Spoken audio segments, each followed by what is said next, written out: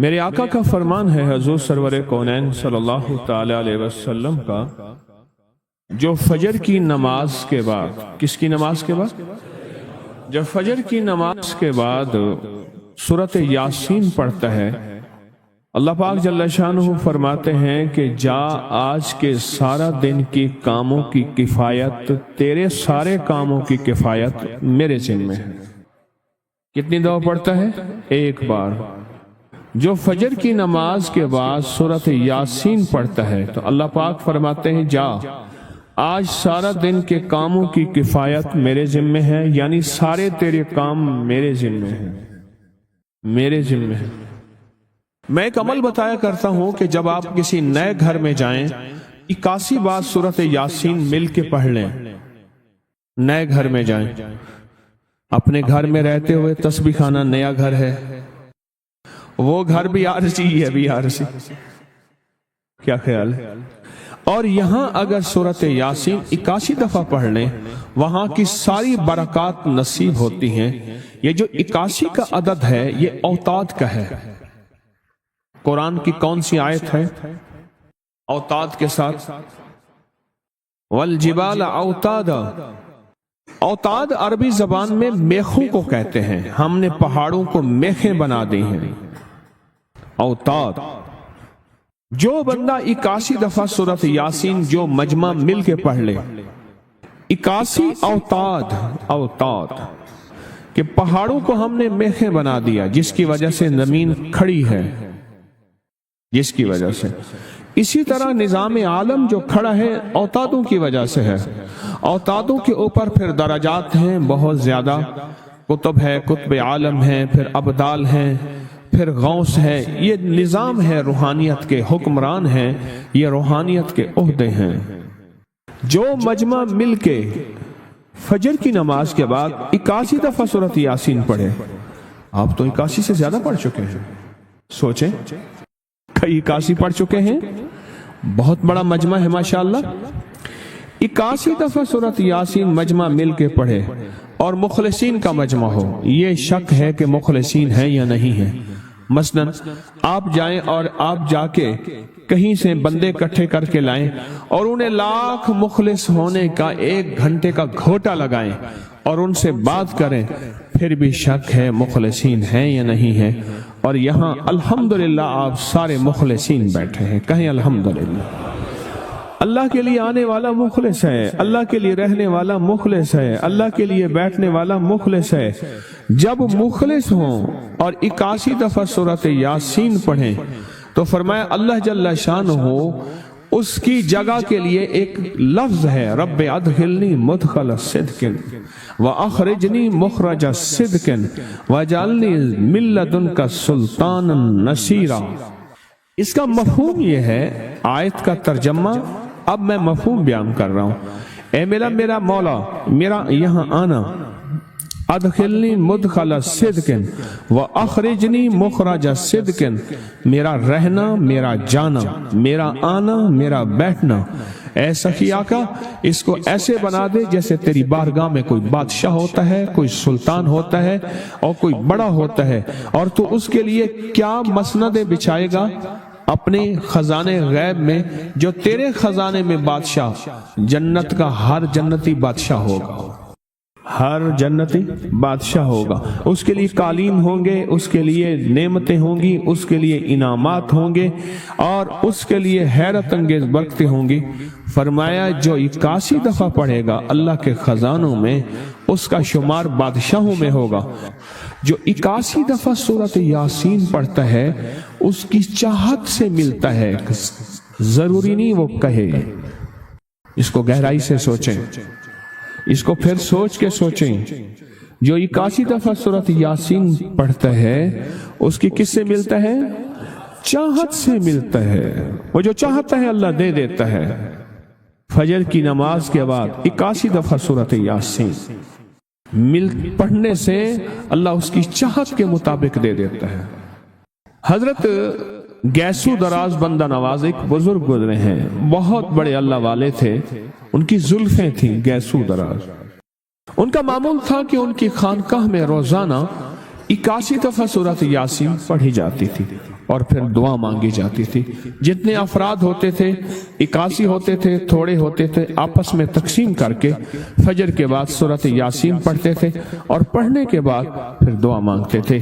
और एक बात अल्लाह से कहते थे कि अल्लाह, या अल्लाह, इन पढ़ने वालों और इन पढ़ने वाली की 81 नस्लों को अल्लाह ना मोहताज बनाना, ना फकीर बनाना, ना मंगता बनाना और ना अपाहज बनाना।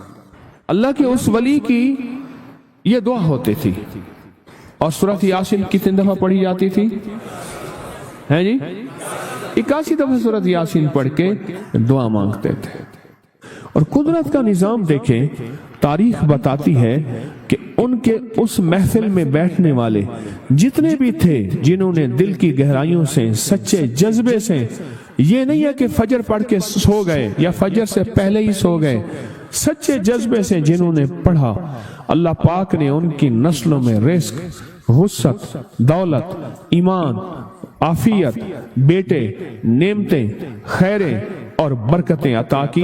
अल्लाह ने उनकी नस्लों में वो चीजें अता की जिन्होंने फजर की नमाज के बाद मिल बैठकर 81 बार सूरत यासीन पढ़ी। क्यों? 81 औताद हैं। सोते वक्त सूरत इखलास एक अमल है। ये 3 बार दाएं तरफ के तसव्वुर से पढ़ें और 3 बार बाएं तरफ के तसव्वुर से पढ़ें और 3 बार आसमान की तरफ इस तसव्वुर से पढ़ें। 3 बार पढ़ें तो दाएं तरफ फूकें, 3 बार पढ़ें तो बाएं तरफ फूकें और 3 बार पढ़ें तो आसमान की तरफ फूकें। ये अमल क्या है और क्यों है? सबसे पहले तो एक लफ्ज याद रखिएगा कि तजर्बा दलील का मोहताज नहीं होता। तजर्बा दलील का मोहताज नहीं होता। या हर तजर्बे में पूरी दलील दी जाए। तजर्बा यकीन का मोहताज होता है। तजर्बा यकीन का मोहताज होता है। उसके लिए कामिल यकीन हो, मुकम्मल यकीन हो। अंदरून सिंध में मैं गया एक कुएं पे। अब भी वो कुआं बैलों से चलता है। 7 मंदिर है हिंदुओं का। उस कुएं में पैसे भी डालते हैं, फ्रूट, सब्जियां, फल, रुपए, जो चीज उसमें डालते हैं। फ्रूट, फल, सब्जियों की वजह से उस कुएं के पानी में सख्त अफूनत है, लेकिन उसको जब कुआं चलता है पीते हैं, कहते हैं यकीन है कि इसमें कामिल शिफा है, मसाइल का हल है, मुश्किलात से दूरी है। तजर्बा दलील का नहीं, यकीन का मोहताज होता है। सूरत इखलास, मुशरिकीन ने पूछा कि अल्लाह के हबीब से आप अपने रब का तारुफ करवाएं। वो वही रब मुशरिकीन का भी है। कुफार भी उसी रब को मानते थे, पर कहते थे आपका रब क्या है जो आप कहते हैं, उसका तारुफ क्या है? तो अल्लाह पाक ने ये लफ्ज उनके सुना तो जिब्रील आए और सूरत इखलास लाए कि मेरे रब का यह तारुफ है। अहद भी है, समद भी है, लम यलिद वलम यूलद भी है और वलम यकुल लहू कुफुवन। अब एक चीज आप महसूस करें, सूरत इखलास में पहले अहद आया है, कुल हुवल्लाहु अहद, कोई नुक्ता नहीं, अल्लाहुस समद, कोई नुक्ता नहीं, और आखिर में फिर लम यलिद वलम यूलद वलम यकुल लहू कुफुवन, कोई नुक्ता नहीं। ये जो लफ्ज अहद है ना, हज़रत बिलाल को समझ आ गया था। जितना जुल्म, इस्तिबदाद, आग पे घसीटना तकलीफ, उनके मुंह से एक लफ्ज निकलता था, अहद अहद अहद। बस वही है, उसके अलावा कोई है ही नहीं, वही है। ये जो वहदानियत और अहद होना है, ये शयातीन और जिन्नात और खबाइस को खा जाता है, वो अहद है। और जब ये लफ्ज आप पढ़ते हैं तो वो जिन्नाती और शैतानी चीजें जो आपके साथ हर वक्त हैं, आपके दस्तरखान पे भी हैं, आपके बिस्तर पे भी हैं, आपके बैतुल खला पे भी हैं, आपके घर में भी हैं। इसलिए बंदा जब सलाम करता है घर में जाके, तो वो शैतानी चीजें कहती हैं एक दूसरे से, हट जाओ, इस घर से न खाना है, इस घर से न खाना है, इस घर में न आराम है, न अब दोनों चीजें इस घर में नहीं है। क्यों? एक हैरत अंगेज ताकतवर नाम अल्लाह जल्ल शानहू का लिया जाता है, जिससे वो शैतानी चीजें हटती हैं और दूर हो जाती हैं। इसलिए जिंदगी में सूरत इखलास पढ़ने वाला वो शैतानी हमलों से महफूज, शैतानी हमलों से महफूज, बुरे ख्वाब से महफूज, बुरी मौत से महफूज। ऐसी मौत जो गफलत से आ जाए। कितने लोग सोए फिर ना उठ सके, कितने लोग सोए फिर वापस ना आ सके। बस सूरत इखलास اور سورۃ اخلاص کے ساتھ جو موکلات اور فرشتے ہیں وہ اس بندے کے دین، ایمان اور دل کی روشنی کو قائم رکھتے ہیں۔ اس لیے قبر والوں کے قریب کلمے کے بعد جو سب سے بہترین، مبارک اور معتبر اور مستند اور بابرکت نورانیت چیز سورۃ اخلاص ہے۔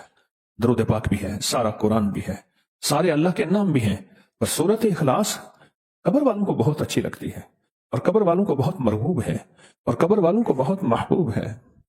قبر والوں کو بہت محبوب ہے سورۃ اخلاص۔ کیوں؟ سورۃ اخلاص میں اصل اللہ ہی اللہ ہے، اور یہ اللہ کا تعارف ہے، اور 100% تعارف ہے۔ کیوں؟ زندگی میں 100 سہارے، 100 آسرے ہوتے ہیں، موت کے بعد صرف ایک ہی آسرا ہے۔ وہ آسرا ہے لا ملجا ولا منجا من اللہ الا الیہ۔ مولا سارے چھوڑ گئے، سارے چھوڑ گئے، اب تو ہی ہے اور تو ہی ہے۔ اپنے پیاروں کو سورۃ اخلاص کا ہدیہ کبھی نہ بھولا کریں، کبھی نہ بھولا کریں۔ اس دنیا سے رخصت ہو جانے والوں کو کبھی نہ بھولا کریں، ان کو اخلاص کا ہدیہ دیا کریں، ان کو اعمال کا ہدیہ دیا کریں، درود کلمے کا ہدیہ دیا کریں، کلمے کا ہدیہ دیا کریں۔ میرے پاس سینکڑوں واقعات ہیں، میں انہیں سینکڑوں ہی کہوں گا، ہزاروں اگر کہہ دوں تو شاید میں مبالغہ نہیں کروں گا کہ جی آپ کے والدین کو ہدیہ کیا، یہ عمل ہدیہ کیا، یہ عمل ہدیہ کیا، یہ عمل ہدیہ کیا، ہمارے کام بن گئے۔ اصل میں وہ اعمال کا ہدیہ اللہ کی بارگاہ میں پیش ہوتا ہے، اور اللہ پاک خوش ہو کے اللہ کو اس کے کام بنا دیتا ہے۔ کام کون بناتا ہے؟ اللہ بناتا ہے۔ کہ آپ کے والدین کو ہم مسلسل یہ ہدیہ کر رہے ہیں، آپ کی ہمشیرہ کو مسلسل یہ ہدیہ کر رہے ہیں۔ یہ سورۃ اخلاص سوتے وقت پڑھنا، دائیں طرف حیرت انگیز موکلات ہوتے ہیں، حفاظت ان کے ہاتھوں میں غرز ہوتے ہیں، اور جو جناتی شیطانی چیز وسوسوں کی شکل میں کسی بھی شکل میں آتی ہے، اللہ پاک اس کا نظام بہتر کر کے اس کی حفاظت کرتے ہیں۔ علی کرم اللہ وجہ فرماتے ہیں النوم نصف الموت، نیند آدھی موت ہے، نیند آدھی موت ہے، اور نیند کے بعد پتہ نہیں کائنات کا نظام کیا ہے، کیا اتار کیا چڑھاؤ، کیا صبح کیا شام۔ سورۃ اخلاص اس کو سنبھالتی ہے۔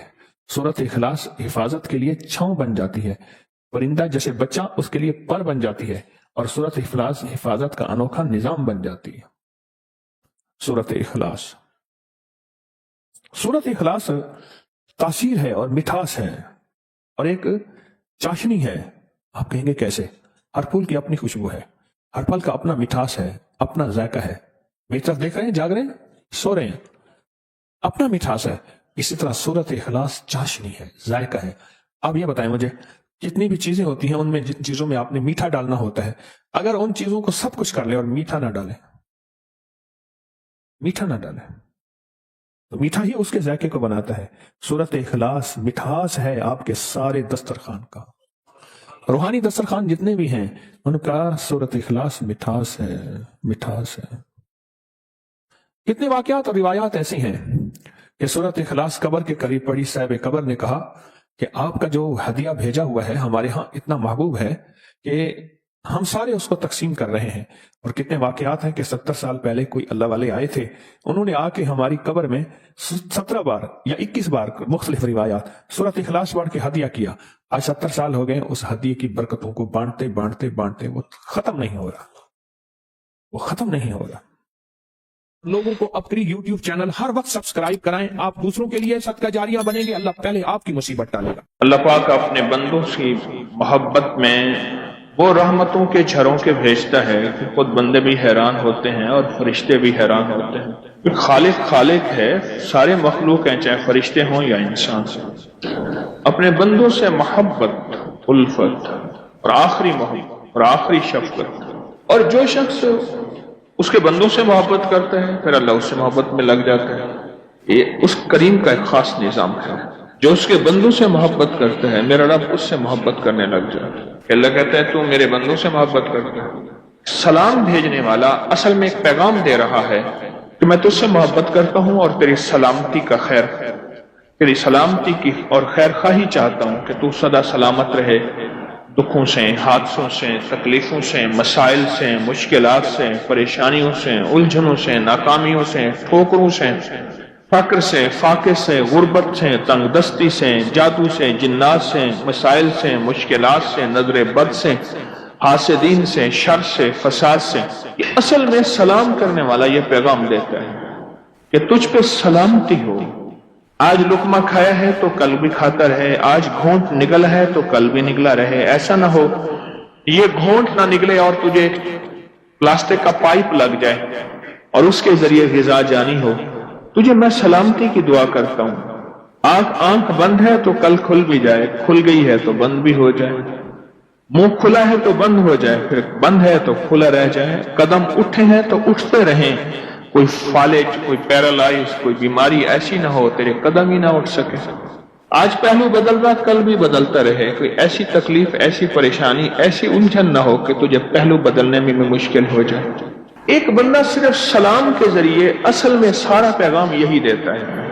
جسے بظاہر ہم سلام کہتے ہیں وہ سارا پیغام یہی, یعنی اس لفظ سلام کے اندر یہ ساری دعائیں, یہ ساری کیفیتیں اور یہ سارے احساسات چھپے ہوئے ہیں. یقین جانیے بعض وقت لفظ سلام کو اور مجھے سلام کرنا ایک جمعدار نے سکھایا تھا. میں روزانہ کالج جاتا تھا. ایک گھر کے اندر سے ایک گلی تھی, گلیوں سے نکل کے شارٹ میں سڑک پہ جاتا تھا, پھر وہاں سے کالج جاتا تھا. ایک جمعدار کھڑا تھا تو اس نے اپنے انداز میں مجھے بات کی, اپنے انداز سے, اور مجھ سے کہنے لگا خان صاحب آپ ہمیں کبھی سلام نہیں کرتے, ہم جمعدار ہیں, غریب ہیں, اس لیے. ایسی بات چوٹ لگی, ایسی چوٹ لگی. یعنی اس وقت میرے بھی گزرنے کا وقت ہوتا تھا اور اس کا جھاڑو اور نالیاں صاف کرنے کا وقت. ایسی چوٹ لگی. پھر اگلی چوٹ ایک بندے نے ماری, وہ بھی کالج میں, جس کا واقعہ میں نے کئی بار سنا ہے. پہلی چوٹ تو اس بندے نے کہ مجھے سلام کرنا چاہیے ہر کسی کو. کل کی بات ہے, میں بیٹھا تھا تو ایک بندے نے کہا جی میں نے آپ کو 3 دفعہ سلام کیا. کسی سوچ میں گم تھا. میں نے کہا جی میں آپ کو 3 دفعہ جواب دیتا ہوں. پھر میں نے اس کو 3 دفعہ جواب دیا. درود محل میں بیٹھا تھا تو اس نے مجھے کہا جی آپ کو میں نے 3 دفعہ سلام کیا. کسی خیال میں سوچوں میں بیٹھا, میں نے سنا ہی نہیں.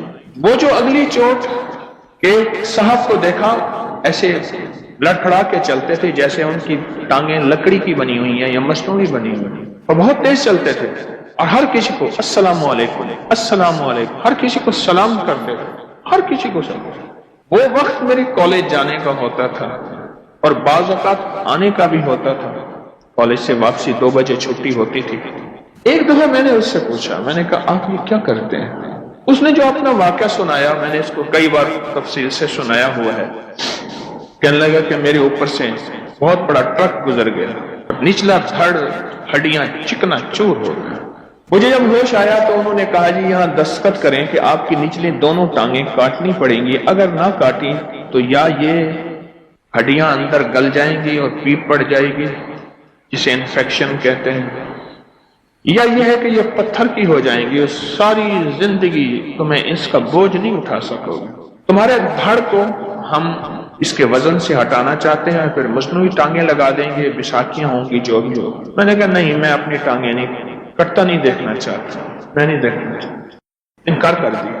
میں ٹھیک ہو گیا, صحت یاب ہو گیا, لیکن ٹانگیں نچلے کوئی پتہ نہیں ہوتا تھا مکھی بیٹھی ہے, چونٹی کاٹ رہی ہے, کوئی خبر نہیں تھی. نچلا دھڑ ختم. کوئی عرصہ پڑا رہا. ایک دفعہ ایک صاحب عیادت کرنے لوگ آتے تھے, تسلی دے کے چلے جاتے تھے. ایک صاحب آئے, تم ایسا کرا کرو ویل چیئر میں بیٹھ کے اپنے دروازے میں بیٹھ جایا کرو, آتے جاتے کو سلام کیا کرو. کوئی اللہ کا ولی ہوگا ایسا جو کہے گا وعلیکم السلام, بس تیرا کام بن جائے گا, اللہ کے ولی کی دعا لگ جائے گی. کیا پتا کس رنگ میں کوئی خضر ہے, کس رنگ میں کوئی ولی ہے, کس رنگ میں کوئی کریم کا دوست ہے, اور کس کیفیت میں اللہ کا ولی ہے کہ بظاہر سمجھ ہی نہیں آتی. ہم تو ظاہر کو دیکھتے ہیں, وہ دل کی دنیا تو وہ کریم جانے. کوئی کسی درویش کی تجھے دعا لگے گی وہ تو ٹھیک ہو جائے گا, بالکل ٹھیک ہو جائے گا. مجھے یہ دلیل جو اس کی بات تھی یہ چھوٹی سی میرے دل کو لگی, بہت لگی. میں نے کہا ٹھیک ہے. دروازے پہ ویل چیئر میں مجھے گھسیٹ کے بٹھا دیتے تھے, آنے جانے والوں کو سلام کرتا تھا, آنے جانے والوں کو سلام کرتا تھا. پھر میرے جی میں آیا کہ یہ نفع تھوڑا ہے, اس کو زیادہ بڑھانا چاہیے. کرسی میری گھسیٹ کے چوک پہ رکھ دیتے تھے, وہاں لوگوں کی آمد و رفت زیادہ تھی. بس سارا دن لوگوں کو السلام علیکم, جواب کوئی دے نہ دے, کبھی جواب کا انتظار نہ کریں. یہاں تک فرمایا جو بندوں کو سلام کرتا ہے فرشتے اس کے سلام کا جواب دیتے ہیں. ہمارے لیے تو فرشتے ہی کافی ہیں، فرشتے اس کے سلام کا جواب دیتے ہیں، ہمارے لیے تو فرشتے ہی بہت ہیں. اور وہاں میں نے پھر سلام کرنا شروع کر دیا، لوگوں کو بہت کثرت سے کرتے کرتے کرتے کرتے کچھ ہی عرصے میں میں نے محسوس کیا میرے جسم کے اندر ایک طاقت آ رہی ہے، ایک قوت آ رہی ہے، اور میری ٹانگوں کے احساسات بڑھ رہے ہیں. سلامتی لوٹ کے واپس آتی ہے، بددعا لوٹ کے واپس آتی ہے، لعنت لوٹ کے واپس آتی ہے، لعنت لوٹ کے واپس آتی ہے. سارا دن بعض بندوں کا کام لعنتیں دینا، بددعا دینا. انہیں علم نہیں ہے کہ جس کو لعنت دے رہا ہے وہ بعض اوقات اس قابل نہیں ہوتا کہ لعنت کے قابل ہو. کوئی ہزاروں لاکھوں میں سے ہوں گے بھی صحیح، پر لاکھوں لعنت کے قابل نہیں ہوتا، اور یہ لعنت دے رہا ہے، گھومتی ہے اور گھوم کے واپس آ کے اسی کے گلے میں لعنت توق بن کے اس کے گلے میں، اور بعض اوقات میں نسلوں تک چلتی. حدیث آئے، حدیث مبارکہ ہے. اور اس طرح دعا اور اس طرح سلامتی، سلام کرنے والا سلامتیاں بکھیر رہا ہے. اللہ کا نام ہے یا سلام ہو، سلام اللہ کا نام ہے.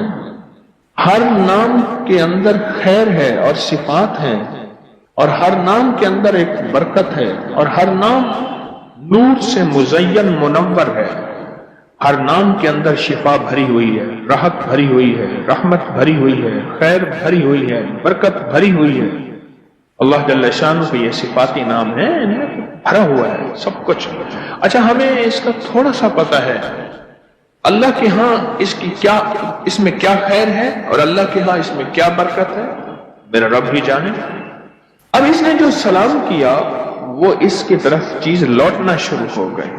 بس یہی مطلوب تھا، وہ چیز لوٹے اس کی طرف. کہنے لگا میرے پاؤں میں ٹانگوں میں احساسات بڑھے، وہ خیر لوٹنا شروع ہوئے، اور اس کے ٹانگوں کے احساسات بڑھنا شروع ہوئے، اس کے اندر کی کیفیات، احساسات. بس یہی تھا. اسے یقین ہو گیا. اللہ پاک بعض اوقات کسی تسبیح، غور سے یہ فکرہ میرا یاد رکھیے گا ہمیشہ، اللہ پاک بعض اوقات کسی تسبیح، کسی وظیفے، کسی دعا، کسی عمل کا کمال دکھاتے ہیں، تھوڑا سا دکھاتے ہیں کہ بندے تو یہ یقین آ جائے کہ ہم ہیں، اور تاثیر بھی رکھتے ہیں، طاقت بھی رکھتے ہیں، اور ہم جو چاہتے ہیں کر لیتے ہیں. آج بھی وحی کی برکات موجود ہیں. دوسرے لفظوں میں وحی کی برکات، قرآن وحی اور فرمان مصطفیٰ وحی. قرآن بھی وحی اور فرمان مصطفیٰ بھی وحی. میرے وحی ہے، عرشوں سے آئی ہے، اور آج بھی اس کی برکات موجود ہے، اور 100% موجود. اس کی تاثیر، اس کا کمال موجود ہے. یقین ہے. کہتے ہیں میں نے پھر آہستہ آہستہ بیساکھیاں لی، سہارے لیے، سلام والا عمل نہ چھوڑا، اور پھر چلنا شروع ہوا. آج وہی ٹانگیں ہیں جس کی ہڈی ہڈی چورا ہے، جس کا حصہ حصہ ٹوٹا ہے، اور وہی میرے ساتھ مجھے چلاتی ہیں، اور میں چلتا ہوں، اور میری چال کا بڑے بڑے مقابلہ نہیں کر سکتے. اور واقعی ایسا جس عمل کی وجہ سے میں یہاں تک پہنچا ہوں، یعنی وہ چال پہ پہنچا ہوں، میں اس عمل کو کیسے چھوڑوں. میں بات کر رہا تھا اور اس ضمن میں واقعہ سنایا تھا کہ میرے اللہ کو بندوں کی خیر خواہی بہت پسند ہے، اور جو بندوں کی خیر خواہی چاہتا ہے میرے اللہ کے ہاں وہ پسندیدہ بن جاتا ہے. اور میرا اللہ کہتا ہے فرشتوں جاؤ، ایسا کرو، ایسا کرو، اسے ہاتھ ملاؤ، اس کے پاؤں کے نیچے پر بچھاؤ، اسے مصافحہ کرو. فرشتوں جیسی مقدس نوری مخلوق اس بندے سے آ کے مصافحہ کرنا شروع کر دیتے ہیں، ہاتھ ملاتے ہیں، راستوں میں کھڑے مرحبا کہہ رہے ہوتے ہیں، خیریت سے ہیں آپ، ٹھیک ہے. اور بیمار ہو جائے، حدیث میں آتا ہے، مفہوم ہے، بیمار ہو جائے اس کی عیادت کرنے جاتے ہیں. اور ایک حدیث کا فرمان ہے، آقا کا مفہوم ہے، اور حتیٰ کہ پھر یہ کسی کام میں جائے، کسی مقصد کے لیے جائے، کسی منزل کے لیے جائے، کسی مسئلے کے لیے جائے، فرشتے اس کی مدد کرتے ہیں۔ زندگی کے تجربات میں ایک چیز اپنے دامن میں باندھ لیں، میں بھی محتاج ہوں، آپ بھی، اس وقت سے پہلے کہ جب میں بے بس کر دیا جاؤں، اس وقت سے پہلے جب میں بے بس کر دیا جاؤں، اس سرمایہ اکٹھا کریں۔ ہمارے ایک دوست تھے، آٹو کا کام تھا ان کی والدہ بیمار تھی، تو والدہ کو انہوں نے ایک پرائیویٹ ڈاکٹر تھے ان کے ہاں، انہوں نے ان کو داخل کیا ہوا تھا۔ جب ہم گئے تو وہ کہا جی ڈاکٹر صاحب کا وزٹ کا وقت، باہر بیٹھے۔ میں نے کہا باہر کیوں بیٹھے؟ ساتھ جو کامن ورلڈ ہے ہم اس میں چلتے ہیں، مریضوں کی عیادت کرتے ہیں اس نیت سے۔ سرکار نے فرمایا جو صبح عیادت کرے گا شام تک 70,000 فرشتہ اس کے لیے دعائیں مغفرت کرے گا، جو شام کو کرے گا صبح تک کرے گا۔ میں گیا نا تو ایک بندے کے دونوں ٹانگیں کٹی ہوئی تھیں، رانوں کے قریب سے کھڑا ہو گیا۔ کیا ہوا؟ تو اس نے جو اپنی کہانی سنائی، کہا کہ میرے پاؤں پہ تھوڑی سی چیر لگی، بس اس کے بعد وہ زخم بنا، اس کی مرہم پٹی بہت کی، علاج ٹھیک نہ ہوا، پھر انگوٹھا انہوں نے کاٹ دیا، پھر کچھ عرصہ ٹھیک ہوا، پھر علاج زخم بڑھا، پھر میرا آدھا پاؤں کاٹا، پھر پورا پاؤں کاٹا، پھر آدھی پنڈلی کاٹی، پھر پوری پنڈلی کاٹی، پھر گھٹنا کاٹا، پھر گھٹنے کے اوپر سے کاٹ دیا اور میں ٹھیک ہو گیا۔ میری ٹانگ ٹکڑے ٹکڑے ٹکڑے ٹکڑے ٹکڑے کٹتے، میں گھر آ گیا۔ کچھ ہی عرصے کے بعد اس ٹانگ پہ وہی شروع ہو گیا اور یہ ٹانگ بھی کٹتے کٹتے ویسی کٹی ہے۔ اور ایک عجیب بات ہے، آج اس کے الفاظ مجھے پتہ نہیں وہ زندہ یا فوت ہو گیا، اس بات کو بھی 30 سال کے قریب عرصہ ہو گیا۔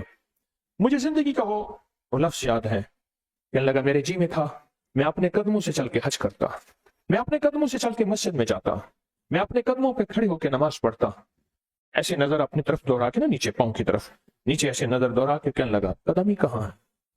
مشہور پامسٹ تھے ایم اے ملک، میرے کچھ عرصہ زیر علاج رہے، بہت بڑے پامسٹری کے استاد تھے، ہاتھوں کی لکیروں، علم ہے، علم کی حد تک ٹھیک ہے۔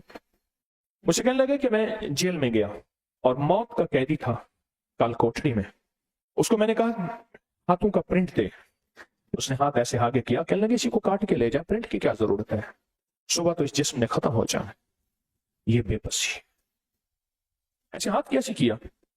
میں نے اس کو کہا ہاتھ کا پرنٹ دے، میں نے لکیریں دیکھنی ہیں، تیری قسمت، تیری مقدر، تیرا نصیب جو تیرے قدرت نے لکھا ہے، وہ نہیں، یہ ہاتھ کاٹ کے لے جائیں۔